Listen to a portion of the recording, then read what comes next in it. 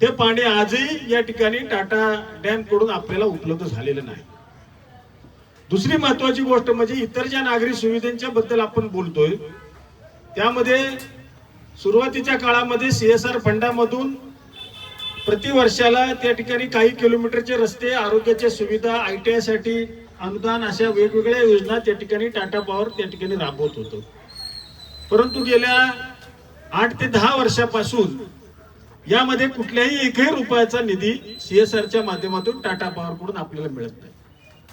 याबद्दल सुद्धा आम्ही पाठपुरावा केला, याच्याबद्दलही मागणी केली, देऊ करू, फक्त याबद्दलच्या आश्वासनांच्या पलीकडे दुसरं काहीच मिळालं नाही. मध्यंतरी मी या राज्याचे जलसंपदा मंत्री माननीय राधाकृष्ण विखे पाटील साहेब यांच्याकडे एक मीटिंग आयोजित केली होती. त्यावेळेला अमित दादा तुम्ही आपण सुद्धा त्या मीटिंगला होतो, इथं त्याचा फोटो पण लावला.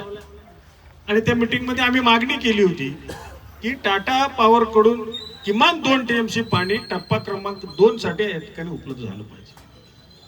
आणि या मीटिंगच्या अनुषंगानं माननीय विखे पाटील साहेबांनी सुद्धा आम्हाला त्या ठिकाणी सांगितलं की आपण याबद्दलच्या टाटा पॉवरच्या वरिष्ठ अधिकाऱ्यांना घेऊन, कारण या अगोदरच्या ज्या मीटिंग झाल्या टाटा पॉवरच्या संदर्भामध्ये त्यामधले कनिष्ठ स्तराचे अधिकारी ज्यांना कुठल्याही पद्धतीचा निर्णय घ्यायचा अधिकार नाही असे अधिकारी मीटिंगला वारंवार त्या ठिकाणी येत होते आणि त्यामुळे याच्याबद्दलचा ठोस निर्णय आजपर्यंत होऊ शकलेला नव्हता. आणि म्हणून आम्ही त्यांना मागणी केली की याबद्दलच्या वरिष्ठ स्तरावरच्या